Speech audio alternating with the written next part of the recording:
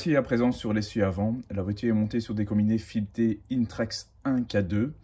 Au niveau du freinage, sur l'essieu avant, nous avons un étrier AP Racing 6 pistons. Les jantes sont des Apex. La monte pneumatique, c'est du Michelin Pilot Sport Cup 2, en monte 265-35-18. La suspension Intrax, je ne connaissais pas du tout. Mais sur le faible essai que j'ai fait de la voiture, je retrouve le comportement du KW. Donc j'espère que c'est vraiment le cas, mais a priori ça a l'air d'être quelque chose d'assez sympa.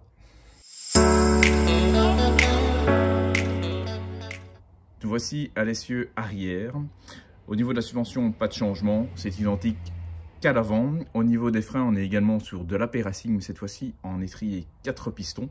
Les jantes arrière sont également les Apex avec la même monte pneumatique qu'à l'avant.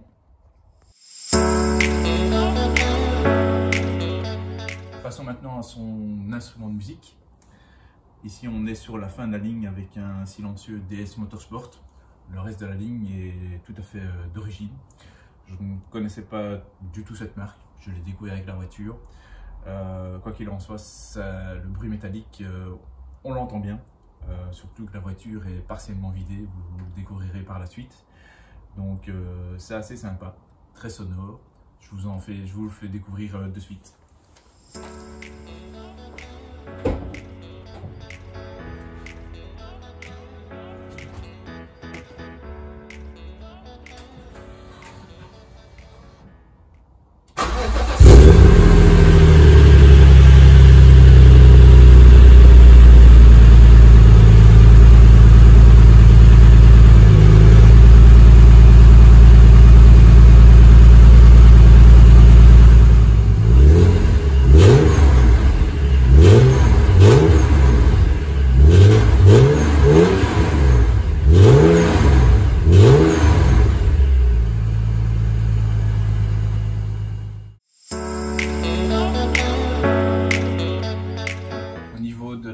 Préparation à l'avant.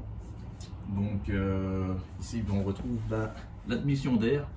Vous allez comprendre plus tard pourquoi l'admission d'air se trouve là et pourquoi il y a un gros intercooleur ici. La voiture est plaquée au sol. Je trouve que ça lui donne un look démentiel. Elle est terrible comme ça. Elle a un capot allégé en fibre, donc pas en carbone mais en fibre. L'air noir qui sur le gris métal donne assez sympa. Je vais vous ouvrir le capot.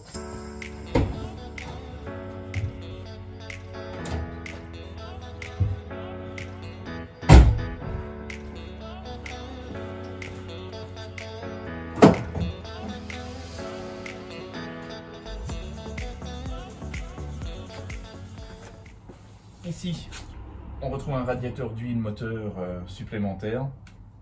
Et à l'arrière de celui-ci, il y a un radiateur d'eau Michimoto, donc un plus grand radiateur d'eau.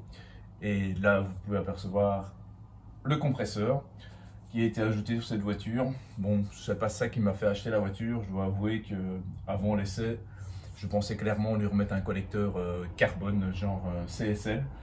Le petit essai que j'ai fait était assez sympa. Je m'attendais à quelque chose de brutal, d'inconduisible, de pas très sympa et efficace. Je cherche quand même l'efficacité. Et au final, j'ai été quand même agréablement surpris. On garde l'aspect du moteur atmosphérique. Bon, maintenant, j'ai pas pris les tours minutes, j'ai roulé calmement avec la voiture. C'était pas mon but, je voulais juste savoir si la voiture fonctionnait bien, qu'il n'y avait pas de bruit, que tout se passait bien. Donc voilà. Donc pour l'instant, compresseur, je le garde, mais il n'est pas dit que dans l'avenir, je ne changerai pas d'avis. À voir à l'usage. Avec le compresseur, donc là, elle délivre 525 chevaux. Bon, maintenant encore à vérifier sur un banc.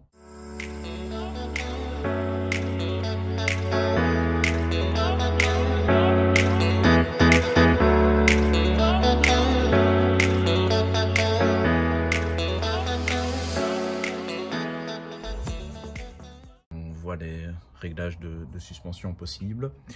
Et alors, petite chose que j'ai oublié, la voiture est montée sur un viscocoupleur. Je pense que à la base, à l'origine, c'est un ventilateur électrique. Et donc ici on voit la descente de l'admission d'air. Bon maintenant c'est terrible parce que bon ben, là c'est vrai qu'elle respire l'air frais, mais en même temps le filtre prend toutes les crasses possibles inimaginables. Je ne suis même pas sûr que je vais pouvoir le récupérer dans un état abominable. On va essayer de le nettoyer, de le récupérer. Si pas, bon, on en mettra un nouveau. Et en même temps, j'ai un peu réfléchi, mais je trouve pas vraiment d'autres emplacements où le mettre. Et c'est vrai que bon, ben là, au niveau avantage, ben, c'est une très très bonne admission d'air. Et l'inconvénient, ben, c'est qu'il se prend, toutes les crasses du monde possibles et imaginables. Voilà, eh ben, c'est tout pour le compartiment moteur.